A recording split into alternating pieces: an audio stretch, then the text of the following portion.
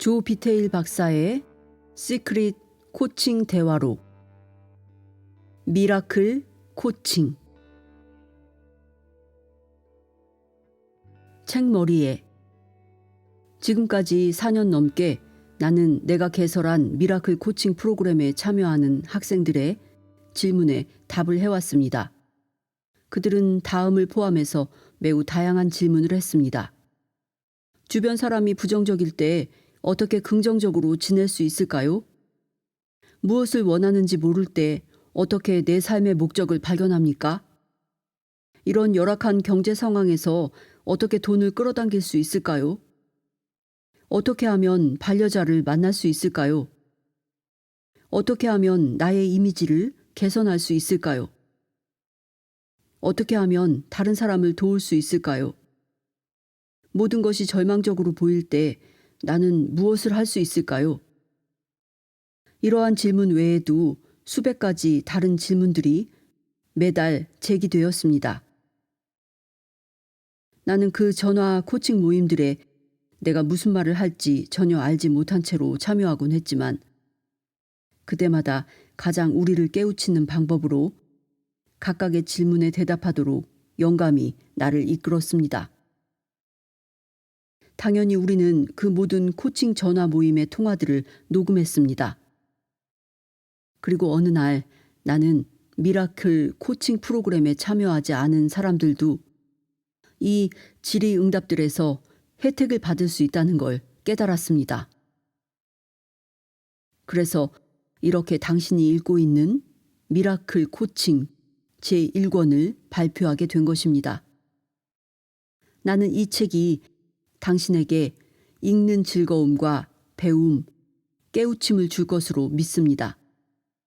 읽고 즐기고 기적을 기대하세요. 사랑을 담아서 조. 코칭 세션 1. 진행 코리 쿤츠. 조, 어서 오세요. 고마워요, 코리. 이 모임을 기다렸습니다. 원하는 것을 모른다면. 바로 질문으로 들어가겠습니다.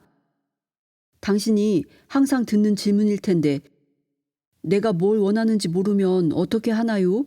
하는 질문에 대해서 어떻게 답하십니까? 한 번은 몇 년 동안 많은 책을 써왔던 로버트 앤서니와 커피를 마시면서 그에게 이 질문을 했습니다. 그는 그들은 거짓말을 하고 있다 라고 말했습니다.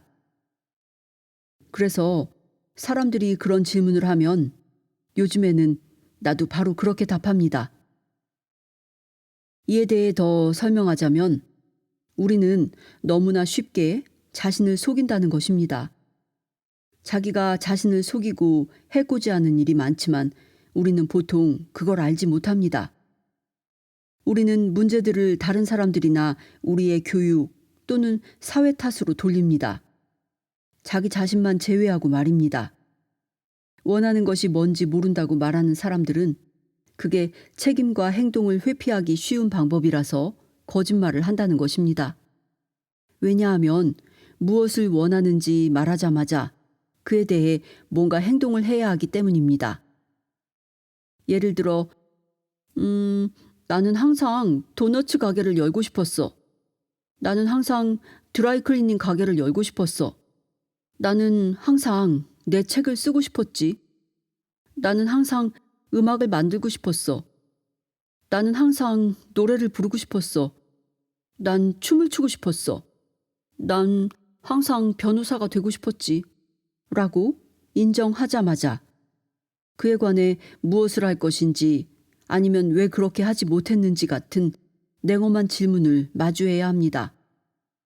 어깨를 으쓱하며 내가 뭘 원하는지 모르겠어요.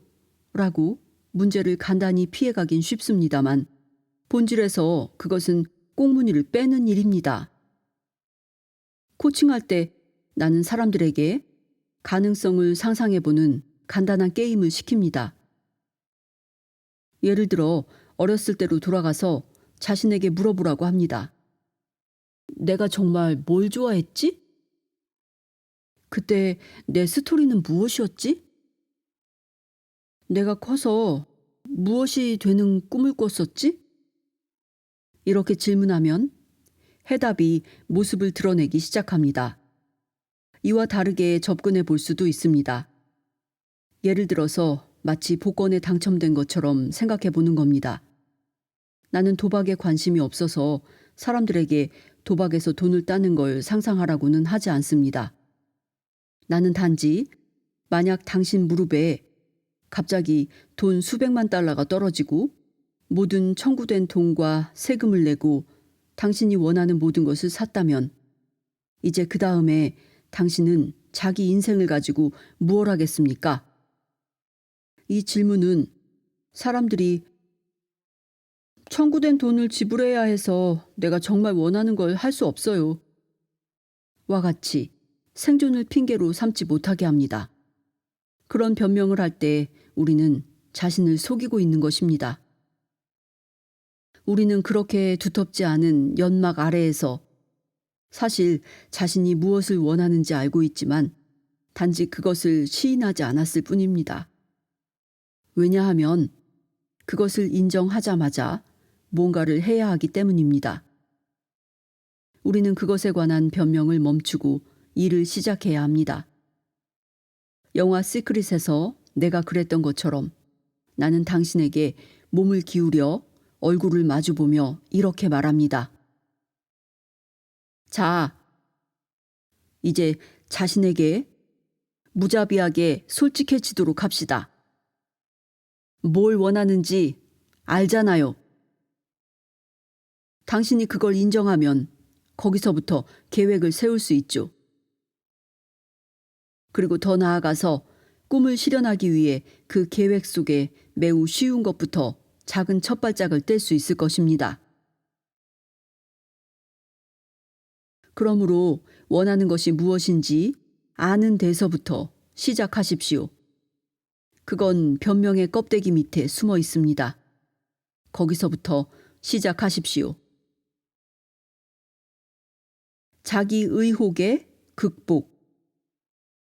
당신은 지난 2년여 동안 악기 연주나 노래를 배우고 싶어 했었죠. 그런데 당신은 최근에 블루 힐러라는 음반을 발표했어요. 이 음반을 제작하는 동안 당신은 자기 재능을 의심하는 부정적 믿음을 극복해야 했을 것입니다. 두려움과 이게 만약 잘못된다면 같은 그런 생각을 극복하기 위해서 무엇을 했나요? 내 음악에 관해 지금 뭔가 큰 일이 진행 중이지만 이해해야 할 것은 내가 이걸 시작하기 전에 나는 자신을 음악가라고 부르지 않았다는 것입니다. 나는 음악을 단 한 곡도 만들어 본 적이 없었고 기타도 코드 몇 가지 잡는 정도였습니다. 나는 초등학교 시절에 합창단에서 노래한 이후로는 노래를 부른 적도 없습니다. 이 일은 내가 음악가가 되기를 바란다고 스스로 받아들였기 때문에 생긴 일입니다.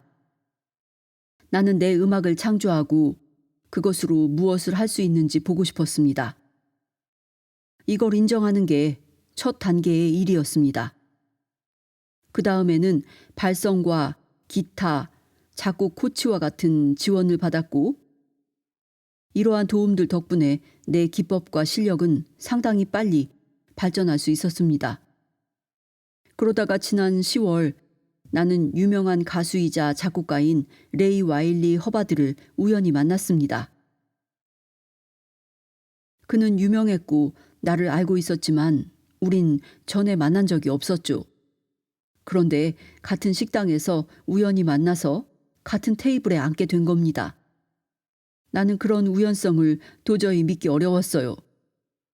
이야기를 나누면서 그는 당신이 음악가입니까? 라고 물었습니다. 그에 대해 어떻게 대답해야 하지?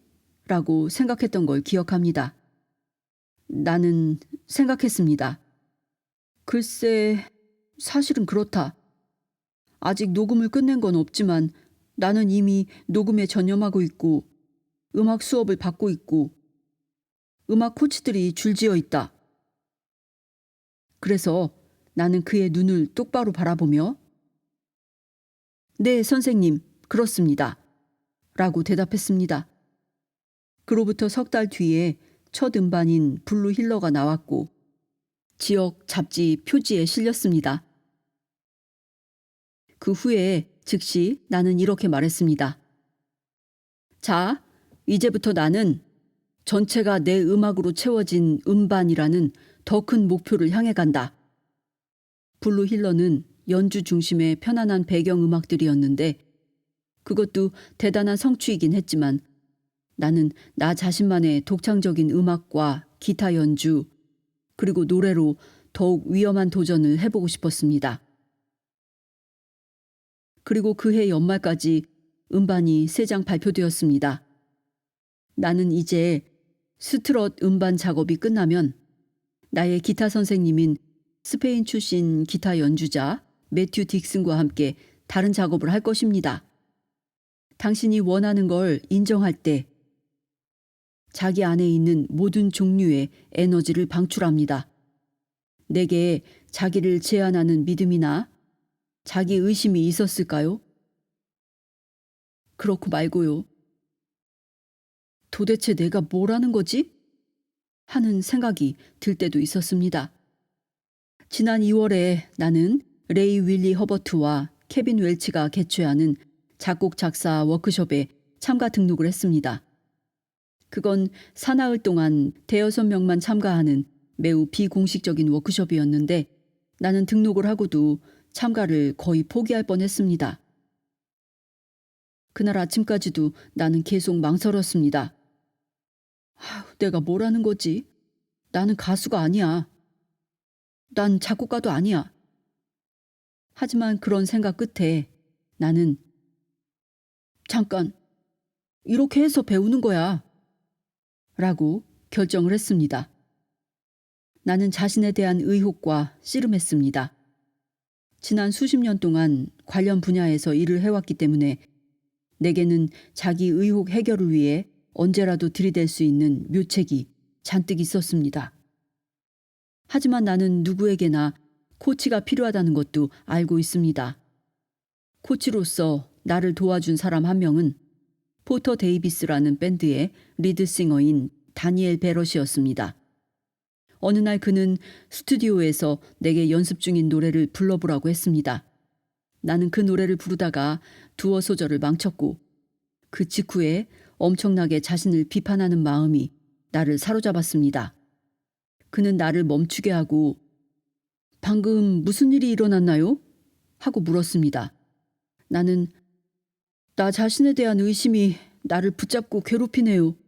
하고 말했습니다. 그는 그것을 그냥 적당히 넘어가지 말라고 했어요. 그래서 나는 그걸 극복해야만 했습니다. 내가 긴장을 풀고 아직 배우는 중이라는 걸 인정하고 자신에게 너그러워진 후에야 그걸 넘어설 수 있었습니다. 나는 하루아침에 60년 경력의 폴 맥카트니처럼 노래하고 연주하기를 기대할 수 없다는 걸 깨달았습니다. 그 일이 일어났을 때 우리 둘 다 실제적인 변화를 느꼈어요. 우리가 바람을 쐬기 위해 밖으로 나가 걸으면서 그 문제에 관해 이야기한 것이 전환점이 되었습니다. 그는 내가 두려움에 마주 설 수 있도록 도움을 주었고 또 이것을 다른 관점에서 볼 수 있게 해주었습니다. 자기 의혹을 내려놓자마자 내 연주는 더 좋아졌고 물론 그 과정을 더 즐길 수 있게 되었습니다. 극적인 순간이었죠. 실제로 자신에게 어떤 일이 일어나고 있는지 인식하지 못하면 스스로가 자신을 회방 놓게 되기 쉽고 그걸 당연한 일로 받아들입니다. 그 점을 지적해 주셔서 다행입니다. 왜냐하면 나도 인생의 어떤 시점에 좋아, 난 이제 정점에 도달했고 난 이대로 괜찮아 하고 생각했었습니다. 하지만 그런 다음엔 바로 옛 습관으로 되돌아가 버렸습니다. 그때 나는 조언을 구했습니다. 왜냐하면 나는 계속 현재 진행 중인 상태였기 때문입니다. 그래서 당신조차도 가끔 도움이 필요했다는 말을 듣게 되니 안심이 되는군요. 네, 우리는 모두 현재 진행 중인 작품입니다. 인생의 가장 큰 목표는 깨어나는 것이지만 깨어났을 때조차도 여전히 삶 속에서 성장과 도전이 계속되어야 합니다. 감사로 지금 이 순간을 맞이할 수 있는 상태에 도달하면 감사한 마음과 함께 주위를 둘러보면서 전과 다른 것을 느끼기 시작합니다. 하지만 그렇다 해서 완성된 건 아닙니다. 예를 들어서 내게는 여전히 영감 있는 목표들이 신성으로부터 오고 있어서 그에 따라 행동합니다. 그냥 앉아서 뭐 달리 할 일도 없고 배울 것도 없고 더 성장할 것도 없네 라고 하지 말라는 거죠. 여기서 중요한 점은 그래, 이 순간은 완벽해. 하지만 내게는 아직 더 할 일이 있어 라고 깨닫는 것입니다. 부정적인 배우자 변화시키기. 스트레스를 줄이는 방법이나 부정적인 믿음의 정화에 관한 질문입니다. 어떻게 하면 매우 부정적인 남편을 변화시킬 수 있을까요? 라는 질문에 대해 어떤 답을 주실 수 있을까요? 네, 첫 번째 대답은 파트너에게 영감이 되라는 것입니다. 즉, 파트너가 부정적이라는 생각이나 말은 비판적이기 때문에 결국 파트너의 부정적인 반응을 불러오게 됩니다. 비판이나 자기가 모자란다는 느낌을 좋아할 사람은 없습니다.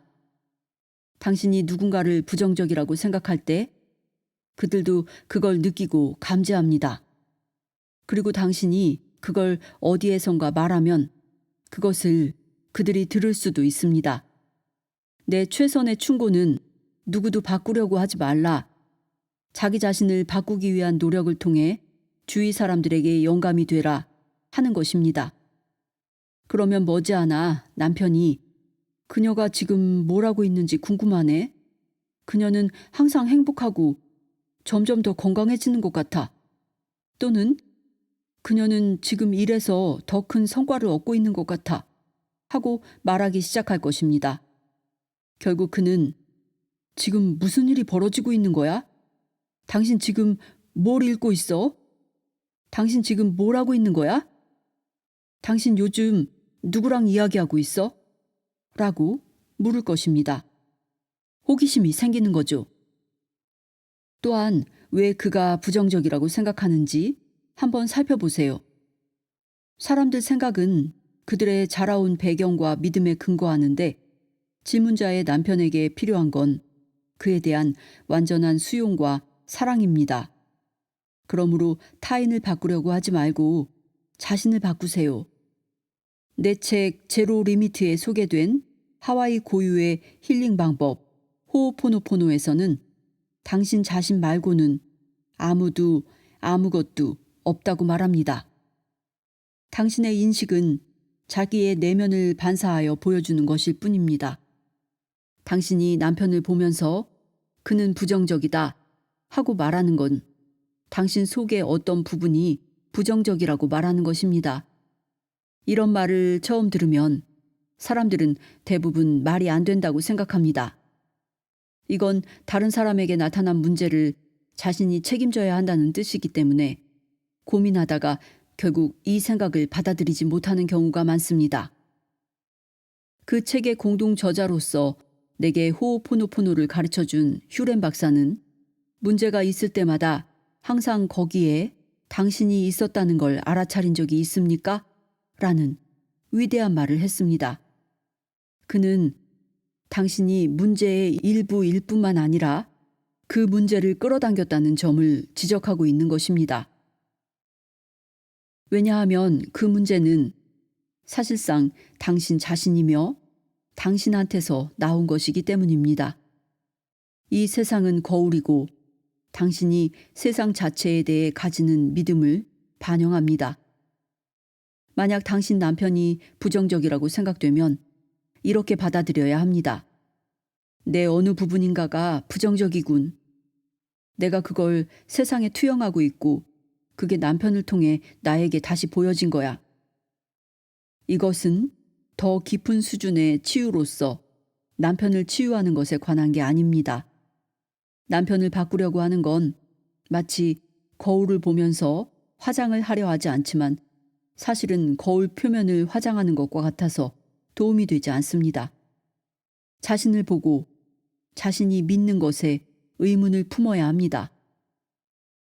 또한 당신은 사랑합니다, 미안합니다, 용서해 주세요, 감사합니다 라는 구절을 말함으로써 자신을 정화할 수 있습니다. 그걸 남편에게 말하는 게 아니라 신 또는 신성이라고 부르는 절대적 존재와의 접점에게 마음속으로 말하는 겁니다.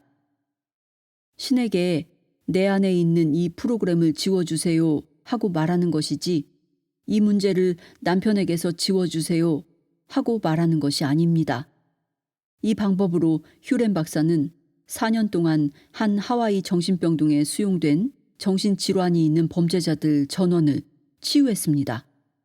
그는 환자들을 바꾸려고 하지 않았습니다. 왜냐하면 그가 그 병원에 오기도 전에 다른 정신과 치료사들이 이미 정신요법을 시도했지만 치유되지 않았기 때문입니다. 그때 환자들은 진정제를 맞고 족쇄를 차고 있었지만 아무 효과도 없었죠.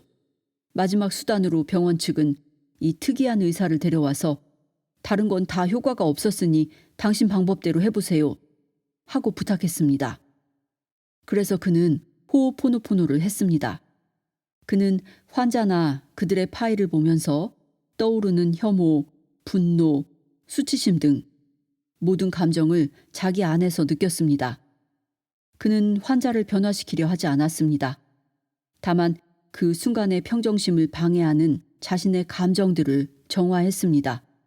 그는 마음속으로 사랑합니다, 죄송합니다, 용서해 주세요, 고맙습니다 라고 네 구절을 순서대로 반복해서 말했고 그렇게 계속하자 환자들은 나아지기 시작했습니다.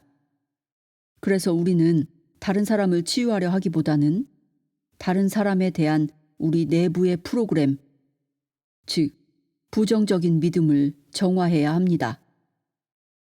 당신은 남을 비난하지 말아야 한다고 했지만 그렇게 하는 건 사실 삼키기 힘든 쓴 약입니다. 그게 중요한 이유는 사람들은 보통 완전한 책임이라는 개념에만 주목하여 그렇게 하기를 원치 않기 때문입니다. 다른 사람을 손가락질하면서 아니, 내 남편 잘못이에요.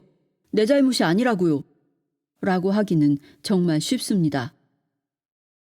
하지만 깨달아야 할 요점은 이것이 죄책감, 비난, 수치심에 관한 것이 아니라 우리에게 변화시킬 힘이 있다는 것과 그 깨어남이 중요하다는 점입니다. 당신이 자기 힘을 되찾아 좋아요. 세상은 내가 만드는 거고 내가 보는 건 사실 내가 믿는 것 때문입니다. 라고 말할 때 당신은 그걸 바꿀 수 있습니다. 만약 꼭 신경 쓰지 않아도 되는 것들을 끌어당기고 있다고 해도 그걸로 괴로워할 필요는 없습니다.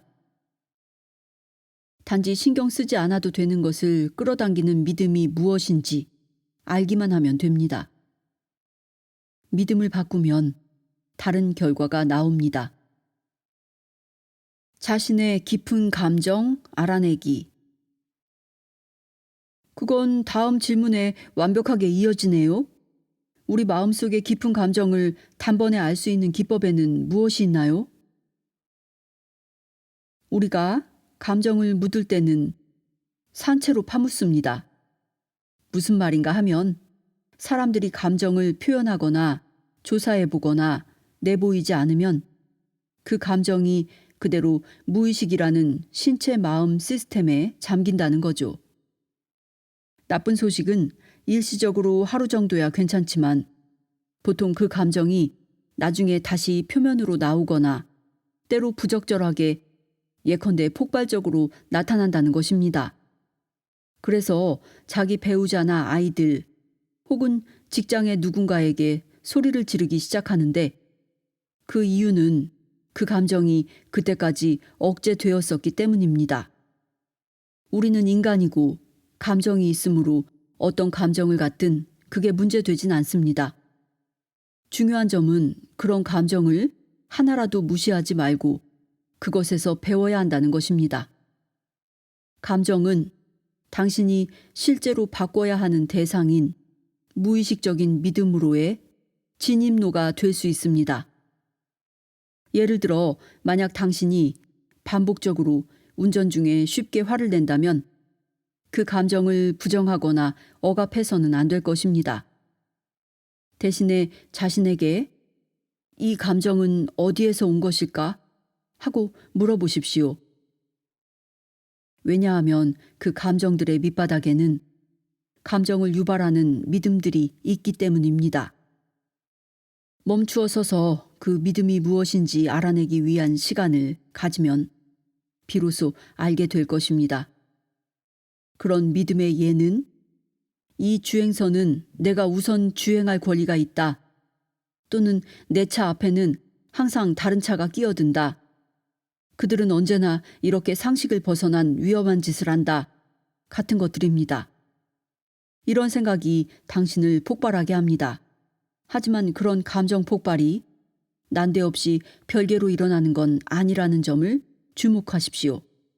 이런 현상은 예를 들어 당신이 처음 운전을 배울 때와 같은 이전의 경험 속에 어떤 부분을 불러내기 때문에 생깁니다. 운전을 처음 시작했을 때 나는 경직되고 극도로 조심스러워서 핸들을 떨어져 나갈 것처럼 단단히 쥐고 있었습니다. 그런 상태에서 갑자기 다른 차가 앞에 나타나면 당신은 그 감정을 표현하기 위해 뭔가를 해야 합니다. 그렇지 않으면 그 순간의 경험에 붙잡혀서 이후로 운전을 하게 될 때마다 이 경험을 머릿속에서 계속 재생하게 됩니다. 이후 60여 년 동안 누군가 차 앞에 끼어들 때마다 당신은 상상 속에서 그 첫 순간을 다시 체험합니다.